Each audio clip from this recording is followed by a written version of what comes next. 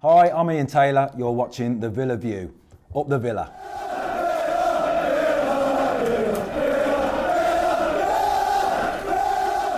Hello and welcome back to the Villa View for a preview ahead of Aston Villa's game with Ipswich Town. And for a change, me and Dan are actually stood together to do it. A privilege for me to be stood next to the Matt Lynch. So, it is a game, and you've said it's a relegation 6 points. It was a bit tongue-in-cheek, that. But we're both on the same amount of points in the table. They're 16th, we're 14th. It's a big game. It's certainly not one for the neutral. I wouldn't have thought. I don't think there'll be much neutral interest in Aston Villa v Ipswich Town. I actually remember when this used to be a Premier League game rather than a nothing Championship game as it is now. I mean, I don't think either team will go down, but certainly neither team's going to go up now either. So hopefully we'll just see a more relaxed Aston Villa that play without pressure, because now we're not going to get the playoffs. I don't think there should be any pressure on the team, and I expect Bruce to start making waves and start finding a way of playing in a system with next season in mind. Now that's what I want to see. I want to see Villa with the shackles off, because I think in 2017 especially we've been far too negative. Well, yet to win a game, 2017. We've still got that unbeaten home record somehow, despite the poor form. What do you think the team's going to be like? I'd expect to see 5-3-2 again, although I think Bjarnason will come into the midfield and he'll put Neil Taylor in from the start. Jedinak and Gabby are still injured, so despite all our good business, I think the team really still kind of picks itself a little bit, which is worrying. I think there's more quality in the side now, but I'm not sure there's as much competition as there was before. But we'll see what happens. If we play like we did in the first half against Forest, and like we have done in patches in other games, we'll do okay. But Aston Villa only ever seem to be able to be capable of playing well for one half, and that's a massive issue, and that's why we find ourselves where we are in the league. Well, obviously Tom Lawrence is a key player for Ipswich Town. He's got to pass the late fitness test. Same goes to Christoph Berra. We don't really know too much about what to expect from Ipswich, but we drew 0-0 with them last time at Portman Road, and Mick McCarthy's going to come with the side that's going to try and bully us.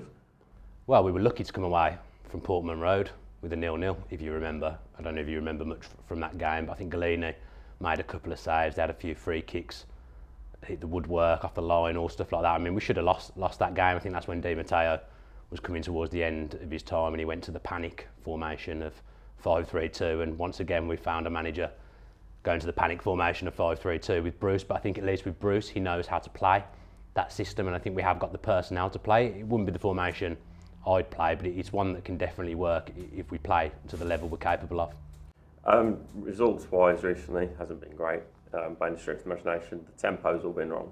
Are we just hoping to see a better tempo, considering we are the favourites in terms of unbeaten at home? Like, we've got a great record at home this season.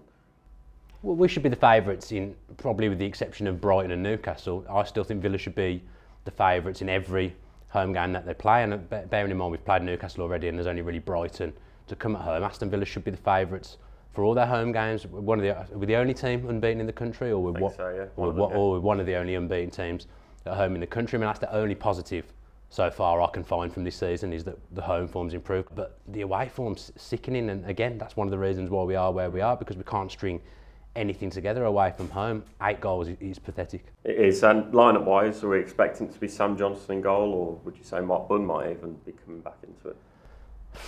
It's like asking me if I want to have diarrhea or vomiting, really, isn't it? Yeah. It's going to be Johnston, because we've signed him from Man U on loan for the season. It could be one of those things where in his contract he has to play.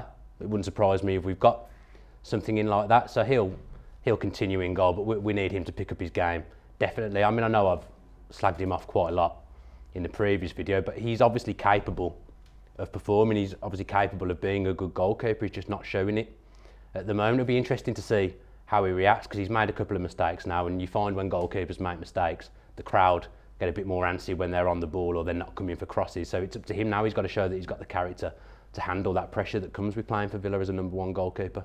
Can we expect defence to be the same? At right back, James Bree had a quiet game in his debut, in fairness, but that's what we want from a right back. You don't want fireworks as such, you just want him to have a decent game. Obviously the central three, Tommy Alford played a good game actually versus Nottingham Forest. Thought he was our best player. Missed a few chances, in fairness to him though, from headers, which is poor from a defender's point of view, I think. Nathan Baker, James Chester, as you said, Neil Taylor, perhaps, and then further forward, Bjarnason perhaps going further forward with Henry Lansbury alongside, obviously, Conor Horan. At the right, Adoma, or would you say Green could have a shout as well?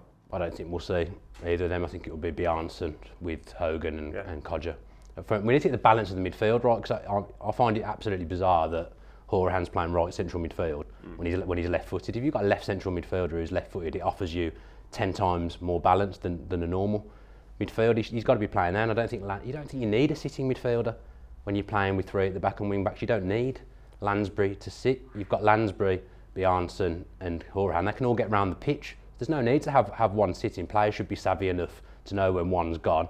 At least one of you should be back all the times, but we don't necessarily need Lansbury sitting, because you're putting the shackles on someone who's good going forward and can be a threat. So, Prediction League, still it's ongoing at the Villa View Prediction League table.